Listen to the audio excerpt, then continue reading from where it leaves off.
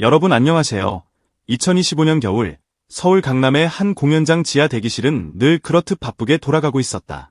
리허설 체크리스트가 종이 위에서 춤을 추고 무전기에서는 짧은 신호음이 끊임없이 튀어나오고 조명 콘솔의 버튼은 손끝에 닿을 정도로 눌리고 있었다.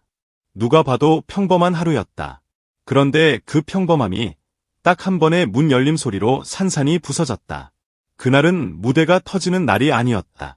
관객이 함성을 지르는 날도 아니었다. 오히려 무대 밖에서, 아니 정확히 말하면 무대보다 더 깊숙한 곳에서 진짜 폭발이 일어났다. 사람의 마음이 터지는 폭발, 숨겨둔 눈물이 한꺼번에 쏟아지는 폭발이었다. 문이 살짝 열렸다. 그리고 영탁이 들어왔다. 양손 가득 무언가를 들고 그 뒤로 따라 들어온 건 더 놀라웠다. 작은 케이크, 풍선 꾸러미, 촛불이 흔들리는 조그마한 상자. 순간 대기실 공기가 멈췄다. 이건 방송도 아니고 촬영도 아니고 누가 시킨 이벤트도 아니다. 리허설 준비하느라 정신없는 이 공간에 왜 갑자기 케이크가 등장한 걸까? 누군가 숨을 삼키는 소리가 들렸다. 그리고 한 스태프가 거의 입술만 움직이며 손짓했다. 조용히 해주세요. 곧 들어오십니다. 그 손짓 하나에 대기실이 단숨에 어둠 속으로 잠겼다. 조명이 꺼졌다기보다 사람들의 숨이 동시에 낮아지며 방 전체가 어두워진 느낌이었다. 그날의 주인공은 영탁이 아니었다. 누구나 예상했겠지만 그 예상은 그날 완전히 뒤집혔다. 주인공은 무대 뒤에서 빛을 다루는 사람, 8년 동안 영탁의 무대를 함께 밝혀온 조명팀 스태프 김대리였다. 모두가 그를 김대리라고 불렀다. 별명도 없고 과장된 농담도 없는 사람. 생일. 그런 건 더더욱 티내지 않는 사람. 회사에서도 작업팀에서도 자기 이야기를 앞에 두지 않는 조용한 성격으로 유명했다. 그의 손은 늘 조명 레버와 케이블을 잡았고 그의 눈은 늘 무대 위 배우와 가수의 움직임을 쫓았고 그의 마음은 늘 전체 팀의 안정과 완성도를 먼저 생각했다. 그런데 그런 김대리의 생일이 그날 갑자기 세상 한가운데로 끌려 나왔다. 김대리가 리허설 확인을 위해 문을 열고 들어오는 순간 어둠 속에서 폭죽처럼 터진 목소리가 있었다. 생일 축하합니다. 노랫소리가 대기실 벽을 타고 번졌다. 동시에 케이크 위 촛불이 켜졌다. 그 작은 불빛이 이상하게도 무대 스포트라이트처럼 느껴졌다. 늘 다른 사람 얼굴을 비춰주던 김대리의 얼굴에 그날만큼은 빛이 정확히 꽂혔다. 김대리는 눈을 동그랗게 뜨고 그대로 굳어버렸다. 얼굴은 웃을 준비가 되지 않았고 손은 어디에 둘지 몰라 어색하게 멈췄고 입술은 잠깐 떨렸다. 이게 뭐예요? 저 오늘 아무 말도 안 했는데. 그 말이 끝나기도 전에 영탁이 한 발 앞으로 나섰다. 그리고 그가 던진 한 문장은 대기실 공기를 단숨에 바꿔놓았다. 형, 우리랑 같이 일한 지 얼마나 됐는데요?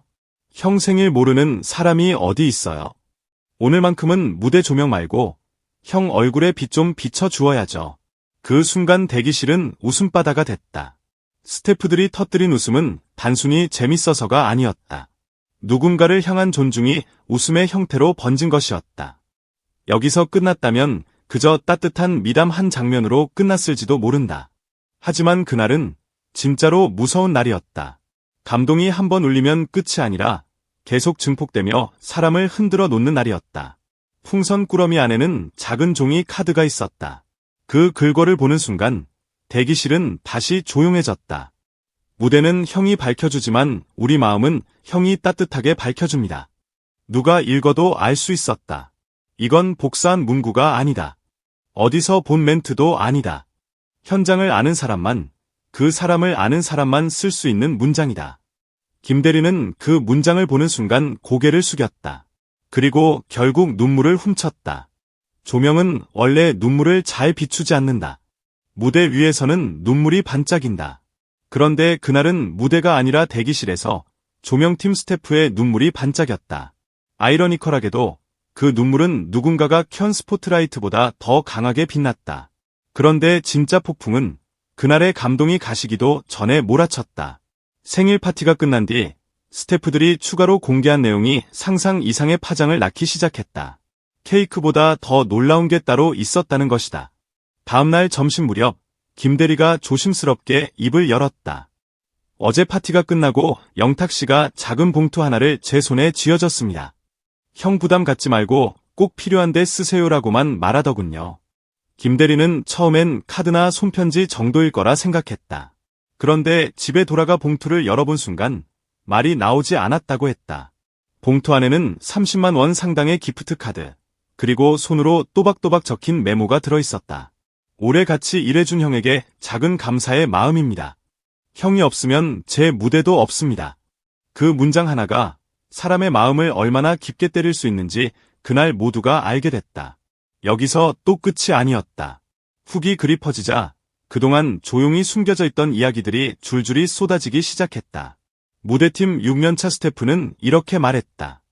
사실 영탁 씨가 소속팀 스태프들한테 매년 조금씩 지원금을 챙겨주는 건 알아보는 사람만 아는 이야기예요. 그게 생색 없이 조용히 이루어졌습니다. 또 다른 스태프는 작년 여름 야외 공연이 연달아 있었던 시절을 떠올렸다.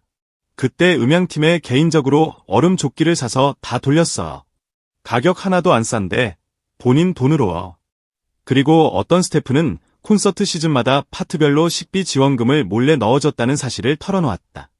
우리는 그냥 회사에서 준 건 줄 알았는데 나중에 알아보니 영탁 씨 목이었어. 정말 그럴 줄은 몰랐어요. 이 말이 나오는 순간 사람들은 멈칫했다.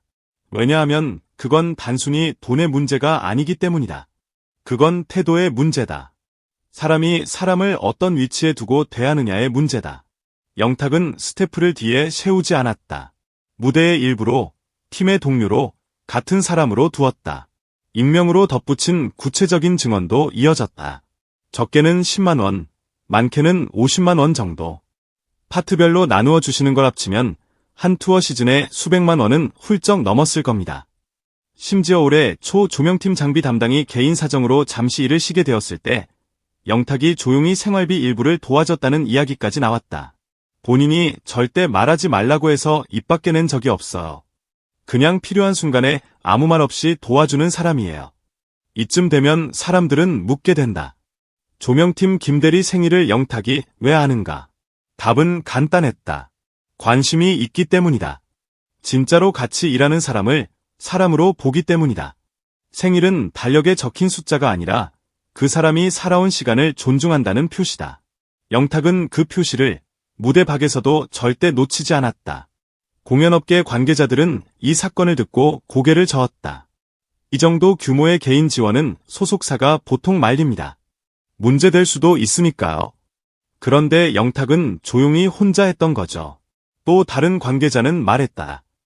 이런 미담은 사실 외부로 잘 알려지지 않습니다. 본인이 굳이 밝히지 않으니까요. 그런데 이번엔 파티가 공개되면서 그동안 숨어있던 이야기들이 연달아 터져 나온 겁니다. 결국 업계 내부에서는 이렇게 정리됐다. 누군가 말해주지 않으면 평생 몰랐을 이야기들이었다. 그러니까 이 사건의 핵심은 미담이 아니라 숨겨져 있던 문화가 드러났다는 점이다. 배려가 습관이 되고 습관이 팀의 공기를 바꾸고 공기가 다시 사람을 바꾼다. 그 변화를 사람들이 목격한 것이다. 이건 감동적인 에피소드 한 편이 아니다. 사람은 누구나 무대를 꿈꾼다. 하지만 진짜 무대는 관객 앞에서만 열리는 게 아니다. 누군가를 존중하는 순간, 누군가의 시간을 기억해주는 순간, 말없이 손을 내미는 순간에도 무대는 열린다. 영탁은 그 무대를 너무 자연스럽게 열어버렸다. 그래서 모두가 당황했고, 그래서 모두가 웃었고, 그래서 모두가 울었다. 그리고 업계는 지금도 한 문장을 반복한다. 영탁이 아니면 불가능한 일들이다. 결국 그날 강남의 지하 대기실에서 밝혀진 것은 조명이 아니라 사람의 마음이었다. 그 마음이 가장 환하게 켜진 순간 8년 스태프는 울어버렸다. 그리고 우리는 그 이유를 이제야 정확히 알게 됐다.